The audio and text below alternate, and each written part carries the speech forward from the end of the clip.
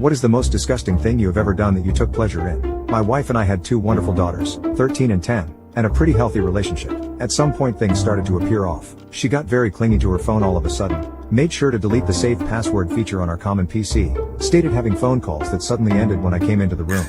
You can probably guess what it was. Now having 15 years of marriage behind us, I was hoping it wasn't what it obviously seemed to be. So one day when she told me she was going to spend some time with the girls, I decided to follow her. Sure enough, I find her driving to a hotel to meet with a guy I will call Steve.